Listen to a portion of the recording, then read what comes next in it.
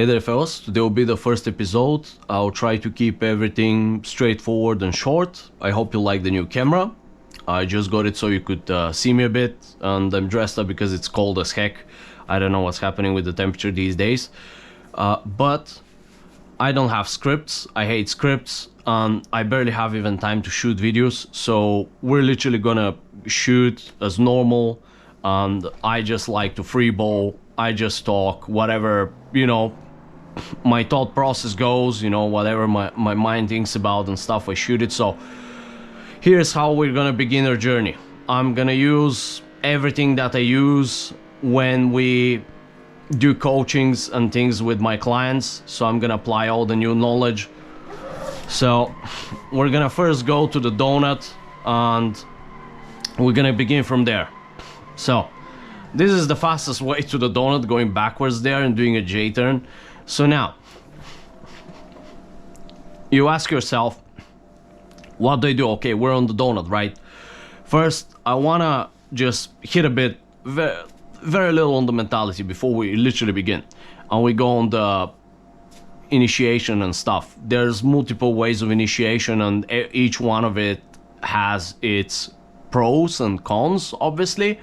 But it's all about getting the pluses always, like just practicing something even if it doesn't hit you naturally for you to learn it and it's hard, just pushing through and getting that benefit learning it.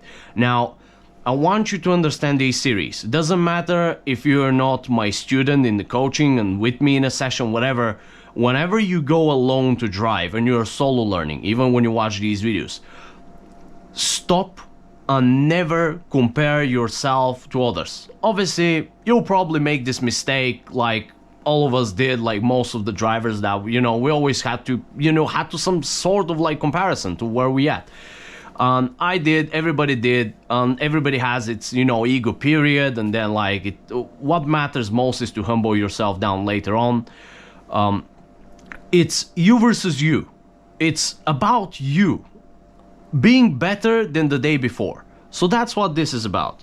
This is not about you, oh, I'm better than this guy and the other guy. This is only leading you into a very toxic way, very toxic road, very disgusting road where you always compare yourself to others, and you, without realizing, you subconsciously become very judgmental to anybody else, especially people that will be way worse drivers later on than you. That's not what it's about. Like, if you're gonna live life this way, it's gonna be very miserable life. Even I'm telling you, not just in game. So, first thing, when you go in the game, I'm gonna press F5, and you could probably see through the GoPro. We wanna be on the top of this long curb here, just above the donut. We're gonna be using second gear, and we're gonna be using only throttle. No other pedals, trust me, you will not be, if you're my student, you're not gonna be touching anything besides steering and throttle. No brake, no clutch, no handbrake. Why?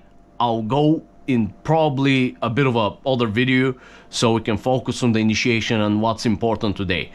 Because this is a whole sort of mentality. You only need this, to be honest, guys, if you're gonna teach people to understand why we don't want to focus too much on other things. And just as I said the word focus, this is what's the most important thing. Where you focus on, what you focus on, and where you focus is where you channel your energy. Now imagine you focus on all this chaos happening. Oh, I went to clutch and brake and the gas and the wheel. Your brain is getting fried, guys. You need to understand this. It's not about just go and drive. It's about also being smart about it. Be smart. Yes, go and drive, practice, but be smart about it. Use your brain and your energy efficiently before the brain fog occurs. Then take a break, go for a walk, get that brain fog away. The best way is exercise. Or a walk, get a bit a quicker walk to get your heart rate going and stuff. So that's one of the best ways. Never train, never drive when you're pissed off or not in mood, or just the environment around you is a bit chaotic. Be chill so you can focus. Now, most importantly, you go to this long curb. That's part of the donut. You go to the highest point where you're just above this central donut here, mini donut. Then, what do we want to do? Before we even begin this exercise, I want to let you know I'm not gonna waste crazy amount of time explaining the hand positioning, all these stuff, because I already have video about it. You need to eat that video alive. I want you to learn it, study it, watch it as many times as you need for this information in that video to be engraved in your head. How, like, you know, the wheel is split in half, this right hand stays in its right zone, left in left zone, and how they spot each other. You want to learn all this before we even begin. That's why I had that video, and as you could see, even then I was freeballing. I hate scripts. I'm not good at scripts. I'm not gonna study anything. I'm just gonna go with the flow. Whatever my mind, whatever my thought process is, that's what goes. So, what we're gonna do now, I'm gonna clutch input second gear. Now we stop here above the donut. Then what we do? If you watch the hand positioning video, we pass this section. What do we wanna do now? We grab and we turn minus 150 degrees. Is where you wanna start. Later on, you want to adjust 10 down, 10 up, depends on the size of the wheel, depends, you know, on like a bit the setup, because of the degrees and so on, where, like, you know, the degrees can take you, you want to be a bit wider and so on, but we're going to talk about this a bit later. Now you don't need to focus too much, you just need the right guidance on what to do and what to focus on, and also to have a bit of fun. Nobody really likes just theory lessons, right? So what's the most important thing now? Now, what I want from you guys is that before we even begin, we're gonna practice a bit of muscle memory. What we'll be focusing today on is gonna be purely just our initiation, going up to 50, holding up the wheel. There's not gonna be any catching of the drift and stuff, just the wheel is gonna overpower us like this. Make sense? Now, as you could see, I went on the grass. You ask yourself why? Like, why would you initiate like this if you go wide? Well, I went on the grass because these values that I'm applying are a bit off for my big type of steering wheel. For me, what works well is like minus 160 degrees and 55% of throttle and so on. But we're gonna get into these. These are very small pieces there. What is very important just before I start with everything now, we go into the driving part and stuff, is that you need to understand, guys, when we begin our journey now, either through coaching or these videos, you wanna watch what I'm doing, study it, and also try it and replicate it, is imagine that you're building a puzzle. What is the most optimal way? To always start from the frame, build that frame. So we're building this frame, and then we start slowly putting all the small pieces. So if you imagine every exercise that we put down in, we focus on one thing, we put a few pieces there, then we saw another weakness, and I attack this weakness, and I show you the better way, and then, oh, you practice it, then eventually you click it after days, weeks, or months. Some things are extremely hard, and then you put the other pieces, and then once you've mastered this place, now you have this mini puzzle built in, and then you go to the other place, and you build on that puzzle, and eventually when you have all the puzzles, you have tons of techniques, you master this place. The reason why we're on this track with this car is because they're the most optimal for the beginning. Once I teach you everything you need to know on this track, it will apply to any other car, and it will apply to any other track. It's just the conditions are gonna be different, the track's gonna be different, and the car's gonna be different. The concept will be the same. Now, without further ado, first lesson is always crap ton of theory. There's no other way around it. You need to know, for me it's extremely important that you don't just go and like, I'm this couch potato and like go and do this. For me it's very important that you know what you're doing, when you're doing it, and why you're doing it. At the beginning you're not gonna remember, but afterwards it's gonna play a vital role. Now, remove the second gear, put neutral. Look at the graph. You need to have this application. If you haven't watched my ultimate, drift setup guide on how to begin your journey, you gotta watch it. Now we have on the PXM application, the HUD, we have the graph. Now watch something very interesting. People call BS, just watch. Now I'm gonna press up to 50. So we're gonna go up to 50 and go down. Go up to 50 and go down. 55, whatever, doesn't matter. Go 55 or like go 50. Your goal at the moment is to be in the middle. So I'm looking at the graph and I'm looking now at the pedal. What I'm doing now, I'm pressing the gas. So what you need to know from this, obviously when I'm watching, when I see, I know when to stop and so on. But what you don't understand, guys, is now we're working on muscle memory. What does this exercise does? It teaches your brain, it trains it like how much traveling distance of your leg, because it's part of your body, is how much percentages. Your body doesn't, your brain doesn't understand percentages and so on. It understands like movements. That's why when you go on the boxing bag, you hit it a bit, or you do weights and like you're doing the press up and stuff, the military press and so on, like you know exactly how much you gotta move. Your body remembers, it's subconscious. So what we're doing essentially here is, watch, I can press now normally up to 50. What's very important, guys, when you do this is do it gradually. This will be extremely important later on when you're doing any exercise. Gradually. Goes up with the same speed, goes down with the same speed. Think yo-yo. No stopping. That's how your modulation later on needs to be. Now go up and go down. Go up and go down. Doesn't matter if you screw it and like you have hiccups like this, like, and you look at the graph. Just go up to 50 and go down. Go up to 50 and go down. To 50 and down. To 50 and down. To 50 and down. And what's the funniest part? Is that I can close my eyes and you could see I'll do it. So I'm closing my eyes and we'll have the same mountains.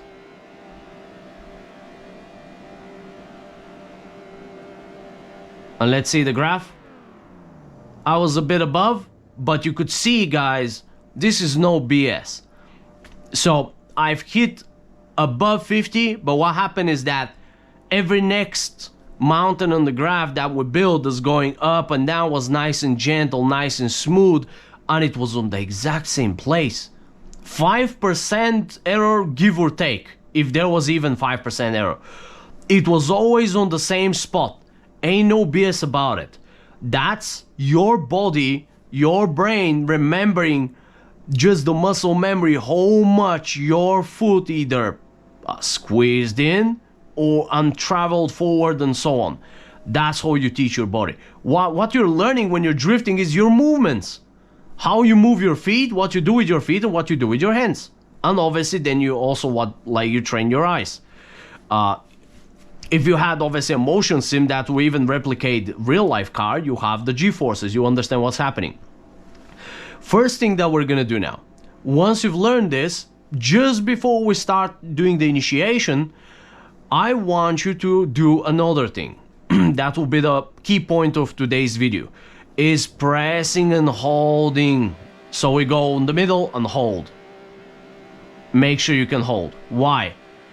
A lot of you guys will fail this because you can't really, you haven't trained your leg or your foot to stay in one place, or your spring might be very tight and your leg needs to adapt to this thing.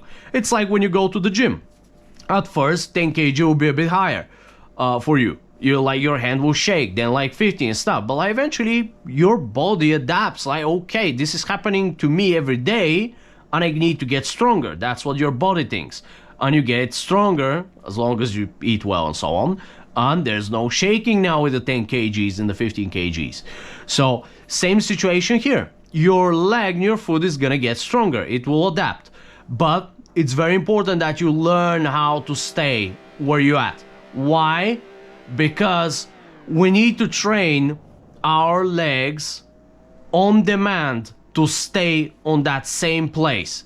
Let's say I need for a specific corner, just to give you an example, let's say for a specific corner we need to hold the brake a bit. I'll give a bit of brake and hold it like this. I don't have the brake bar, obviously I'll have it on the replay when I record it for this video. But let's say I'm passing through this corner, I need just 15%. I want that little brake. I don't want anything to change. I have enough tow, a little brake. This is for very, very long future, but I want to explain, give you a bit of showcases why you need on demand to control your legs to stay either at this place and then move up or move down. You need to be able to do this in order for later on to have absolute control over the car. And how you have this is by having absolute control over your body. So once you practice this a bit, before you go, practice is going up, hold 50. Why? Because what we're gonna do first, we're gonna set second gear, and I'm gonna set, for me, I'm gonna set minus 160 degrees. For you, try minus 150. First, we will always train and master one side completely. Guys, I've been teaching from like, now it's passing 2 years. I know, and I've tried both sides at the same time, so way too many distractions, that's garbage.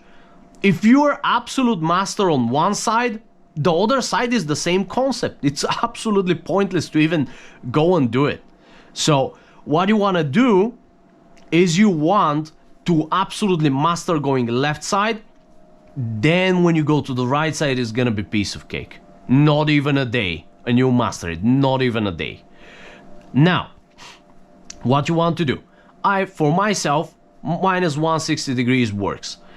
Another thing, just before we begin. Your car, we're gonna talk obviously in a specific video, but what you wanna see here and pay attention, guys, is if you look at the screen and you see the FOV needs to be like this.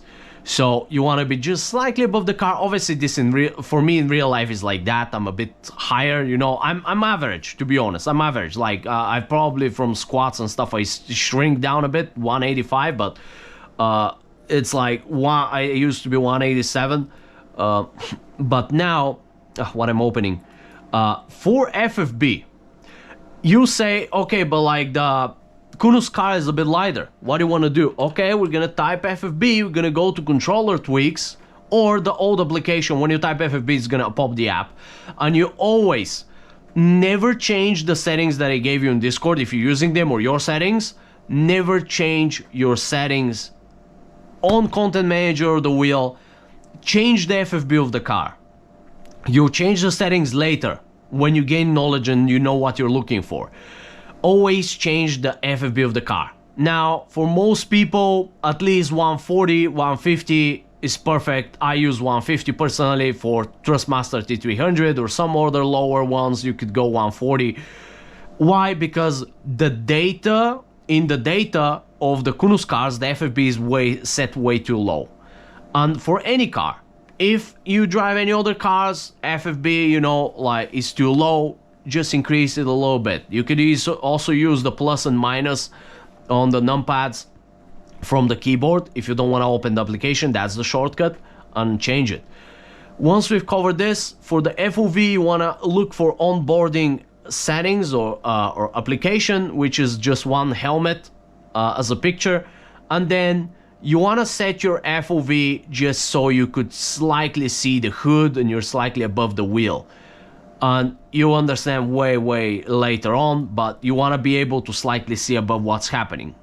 Like, that's pretty much, even the average man can see the hood of the car. Come on, like in a real car. That's how I see the cars. So I want everything to be realistic and like as real as possible. I like realism. I'm a big advocate of realism. That's why I like to set everything how it's supposed to be.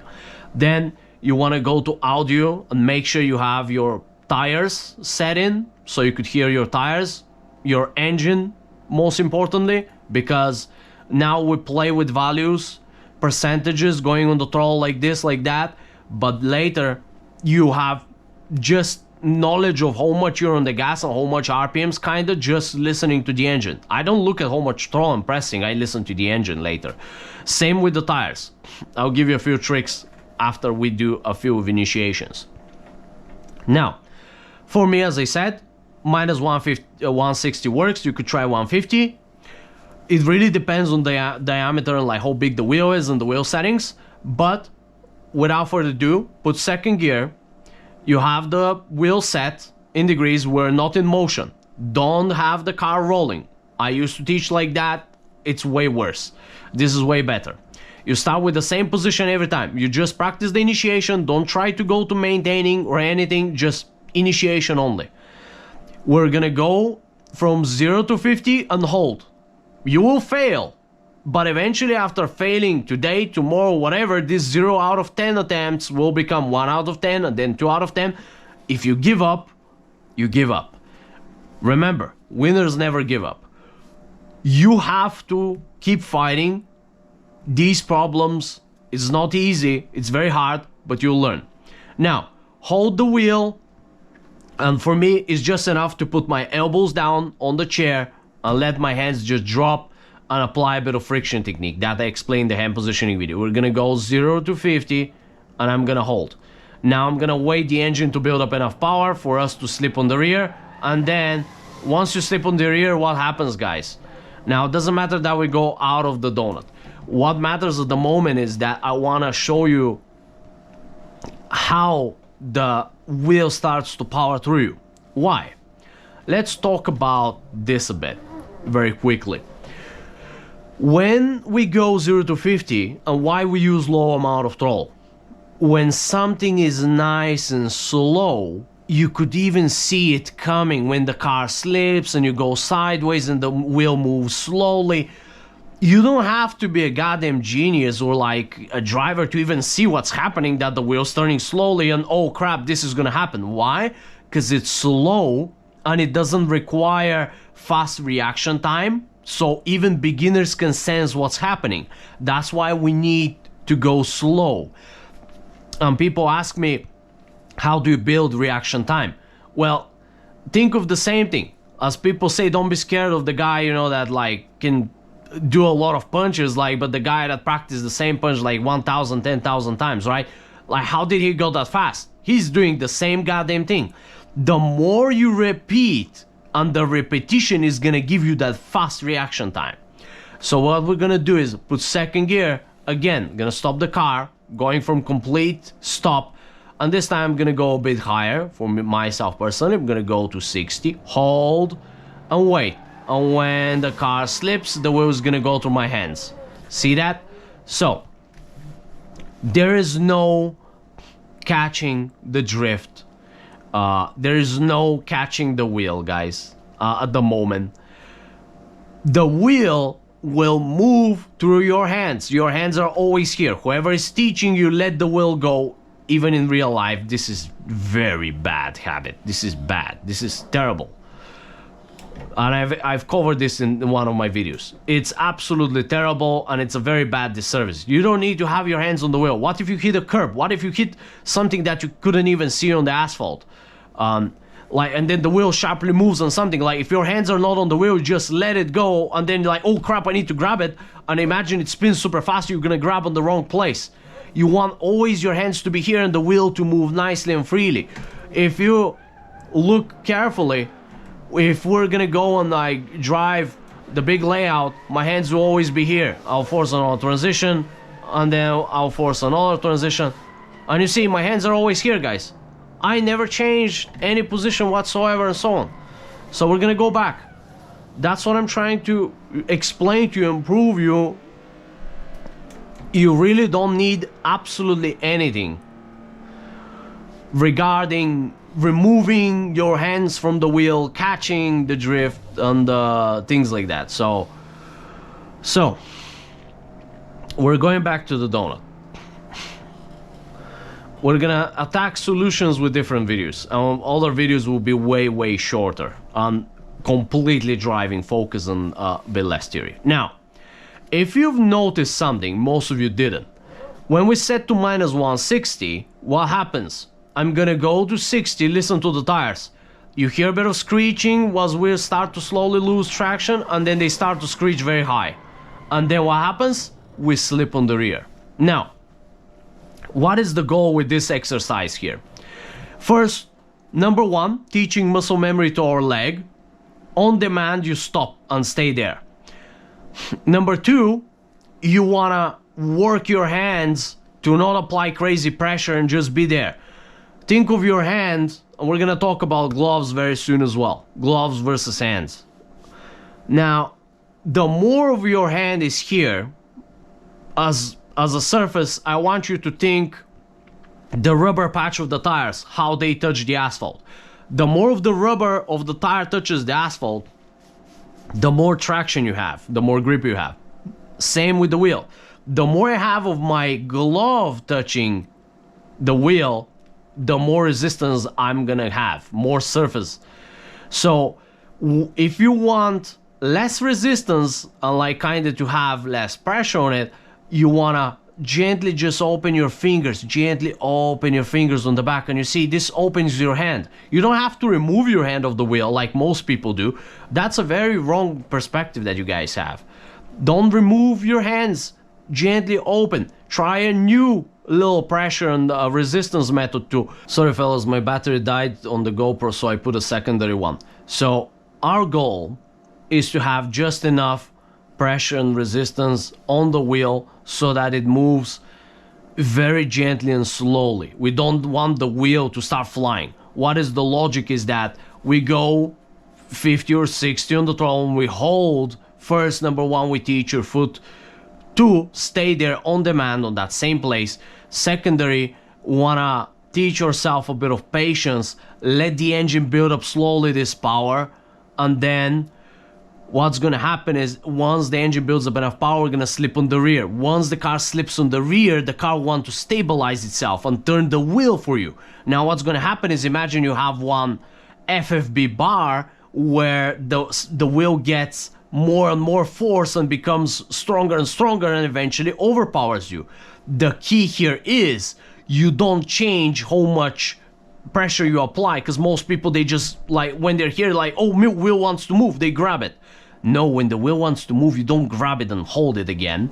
You let it go through you, but don't change your pressure. That's the key. I usually like to use these three fingers. You know, my thumb, my pointer, whatever, middle finger. So again, we're gonna initiate and watch what's gonna happen. I like to use these three fingers to slow down the wheel. Whoop, and like sometimes I like, depending on what's the rotation, which we'll talk later, I like it a bit loosened up so the wheel will go a bit faster. Sometimes I'll prefer it a bit, you know, slower. So like this, I'll slow it down and I'll gain angle. And you see the wheel stops. But if we are to add ramp up, which will be the next video, then we'll have to play way more. So we'll go up to again to 50 or 60. Let's go 60. Wait a bit, whoop, and then we'll gently ramp up. And we're gonna talk about the ramp up and then how you're going to maintaining and so on. But you get the point. So pretty much this is what you need to know for now, guys. We're gonna talk external factors a bit later. I want you to have your entire focus over this exercise. Ultimately, what I want you to do, you set the wheel minus 150, you try from here. You try minus 150 with 50 and push gradually and hold on 50. From stay. And hold and wait. Whoop. And you see we're back where we started. It's just we have a lot of grip because the tires are cold, very grippy, and it takes a bit more power for us to break loose, and it takes way too much time to wait. So we're gonna talk about these things way later. Now, once you're above the donut central, set your wheel. For me, works great, minus 160. For some people, minus 140. It really depends on your wheel, your setup. Then once you're in second gear, you start from full stop so that you go as tight as possible. Why? Because if you go from rolling, you already have speed. The higher the speed, the wider you go. That's one way to, for me, reassure that you always go in the same situation, starting from the same place. Now, again, go gradually and hold where you need to be, either 50 or 60. Try what works for you. And then make sure your pressure's right. If your pressure's right, the wheel's gonna go nicely and gently. We're gonna do this once again, and then I'm gonna wrap up. Hold, make sure your hands are there, don't squeeze on the wheel badly. let it go through your hands, boom, and we're back where we started. And you keep going and repeat until you master this completely. Next video we're gonna talk about the ramp up and what you need to know. But for now, you gotta practice a lot of this. As boring as it might look, we need to also go later to the alternative initiation. But this initiation, even though we might not use it for the future, this is gonna teach you a lot of very important stuff. So that's gonna be for today, guys. I hope you learned a lot. The first lesson is always crap ton of information, same as the first coaching session. There's way too many details that you need to know. Muscle memory, why we train this, how it affects you, how good is it compared to other stuff, and then everything you needed to know was like little details. So I hope you like this. Like and subscribe. Let me know what you think in the comments down below, and we'll see you guys in the next video.